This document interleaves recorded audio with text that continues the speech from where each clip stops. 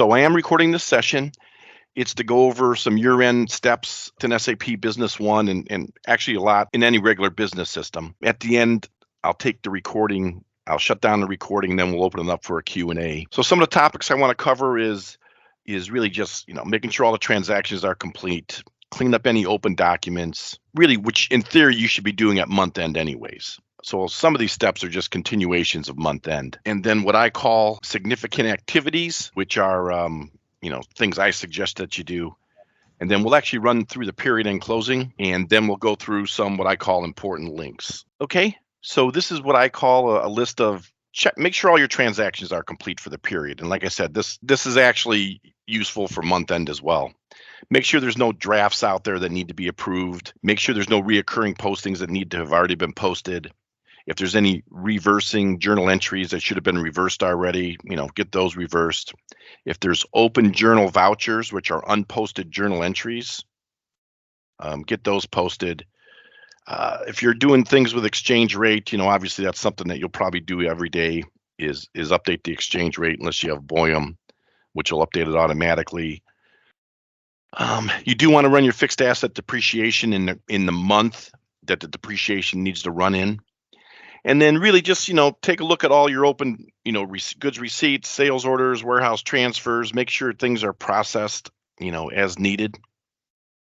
And make sure you create the new period, the next year, if you haven't already. Chances are you have already. And after you create the new period, or if you've already created it, double check your advanced GL account determination for the upcoming year. And make sure those accounts are all set the way you want them to be for the next year.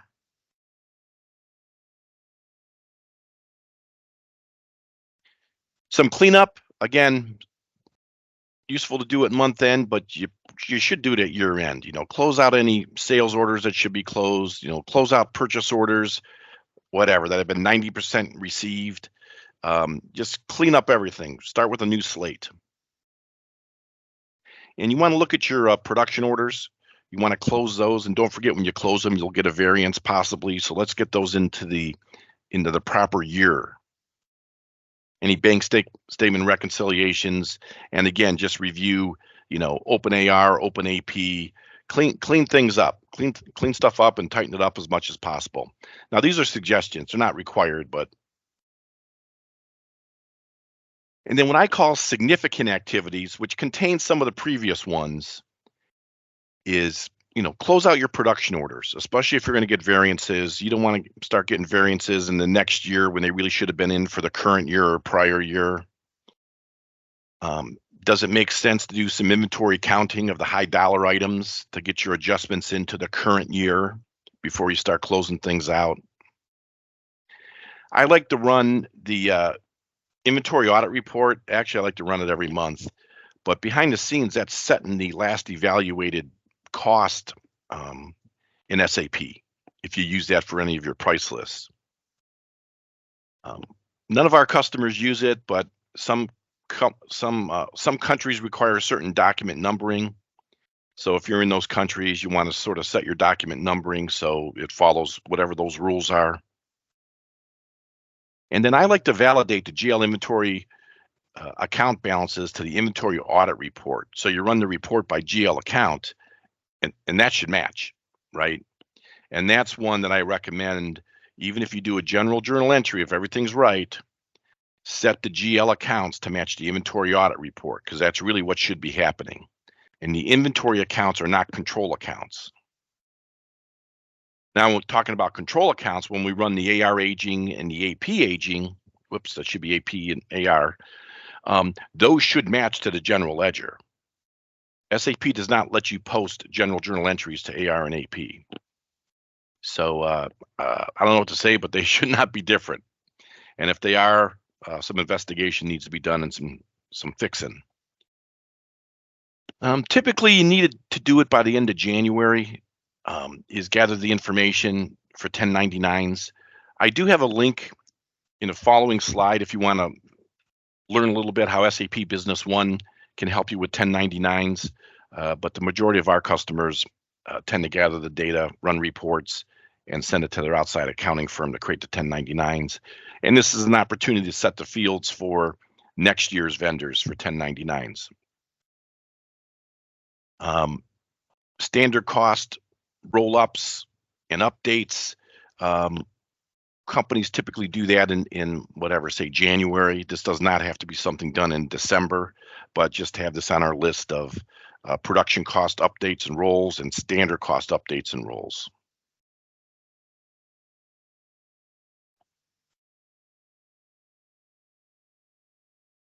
So now to get into the actual period end routine, I like to make copies of, the aging reports, the inventory audit reports, and other reports, and just save them to a file. And those reports you can run with an effectivity date, just so you have it.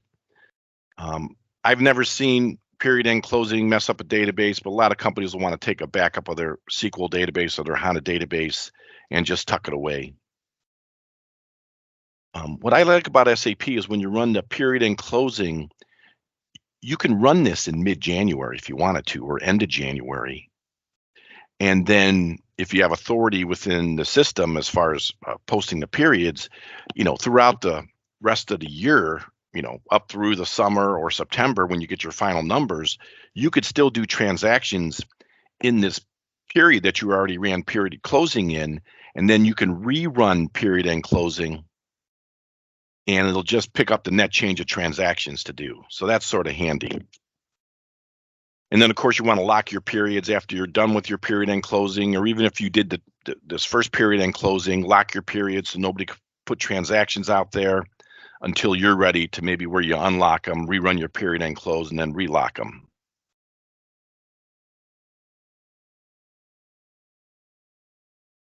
So let's actually take a look at the period end close routine. Just some little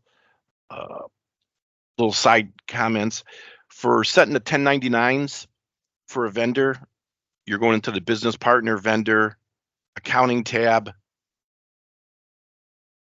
and then you could select the 1099 boxes and so forth. If you do a lot of 1099s, you already know this stuff. And then you can actually get the forms and print them out of SAP Business One. But 1099s could be its own special project to analyze and figure out how everything works. So period end closing is under administration, utilities, period end close.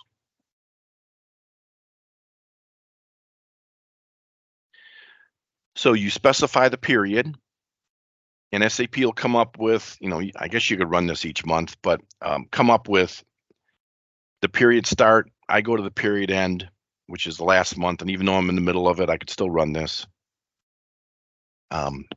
Your retained earnings account, and then a period end closing account. And I've seen companies not even use a period end closing account, they just use retained earnings. But we'll have a separate account so we can actually take a look at the transactions. So you need to have all your accounts checked. And when you say execute, you'll get a list of what amounts to be as the journal entries, the transactions that SAP wants to run or post during this period end closing. Leave this for closing period, just let that go. I use the month end date of the close. And then I'm not sure why you'd want to, but you can actually select certain accounts to close out or not close out.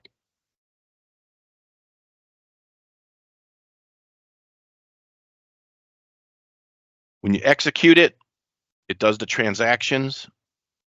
And just to show you, if we came in here and reran this again, everything that's been processed already, so nothing shows up to repost. So now let's just go take a look at some of the transactions that it did in the journal entry of the general ledger. So SAP doesn't use this 13th period that some of these older ERP systems use. It does use this origin, which tells the system that this is a closing transaction.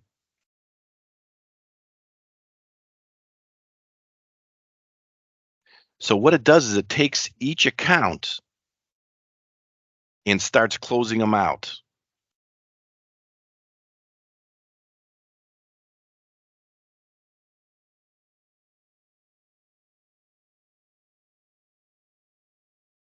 And if I were to look at the transaction details, it closed out everything in this period end closing account to the retained earnings. So it's just sort of a pass-through account the way this is set up. But this origin BC tells you it's a period end closing transaction.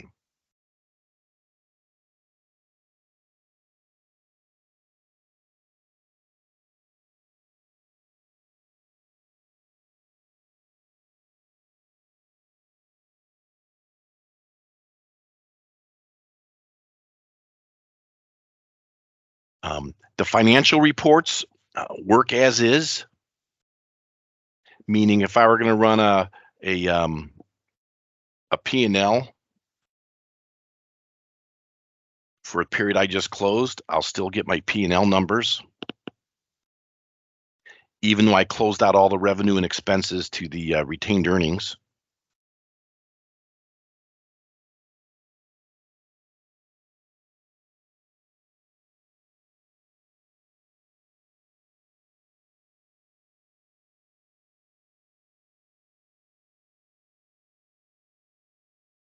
Here I'm looking at the balance sheet, and we could see my period end close doesn't have any numbers in it. It was all moved to the retained earnings.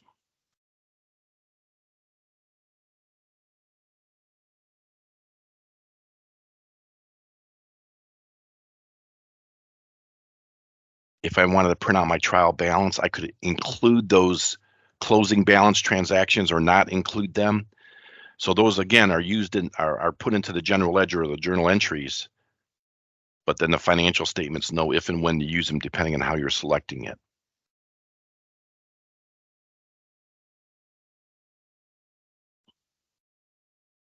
So it's rather quite simple. And don't forget, I just did the transaction through 12/31. So now for the heck of it, I'm going to go put in an AR invoice.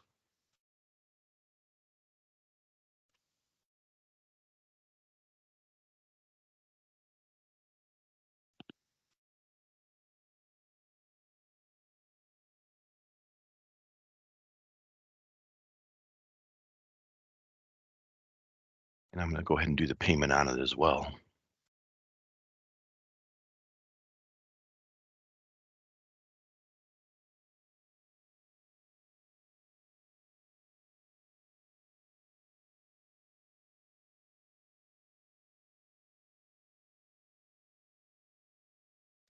So this just did a journal entry in the last month after I ran that period end close. So then if I ran that period end close again, I'll see those transactions, right? My sales and cost of goods sold.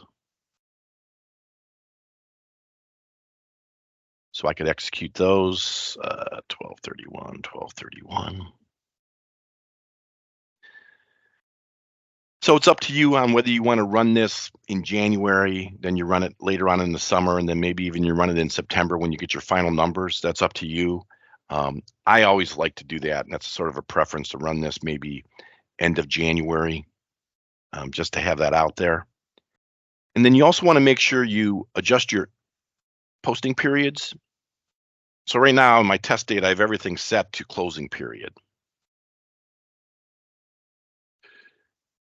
So if you once you run this, you want to actually set it to locked, which means nobody could do transactions against it. And then you actually have to have authorizations to do a closing period transaction. So in theory, I would lock all these. If you ran this in, say, January, I would lock all these. And then if you want to go rerun the period and close, then just unlock or set for closing period the last month, process that, and then lock it. So lock means locked. You can't do any transactions against it. But SAP will let you unlock it and post transactions. Now, what I did, just some little tips for period end closing. Um, to set up my test data, I went through all my years to make sure there was nothing left in there, right? So I didn't want something creeping up on me and causing an odd thing to happen. Now, if you have multiple branches turned on, you're going to see branch up here, and you need to run the period and close for each branch.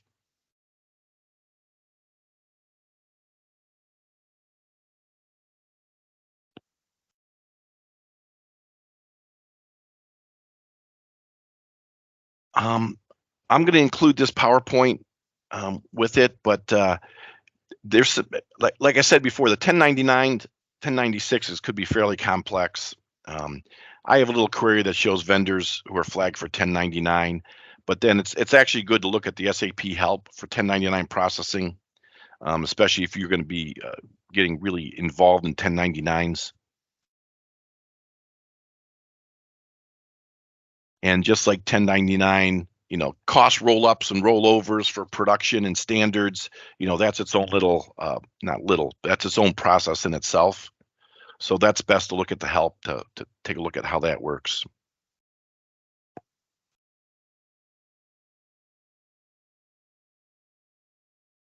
So I'm gonna shut off maybe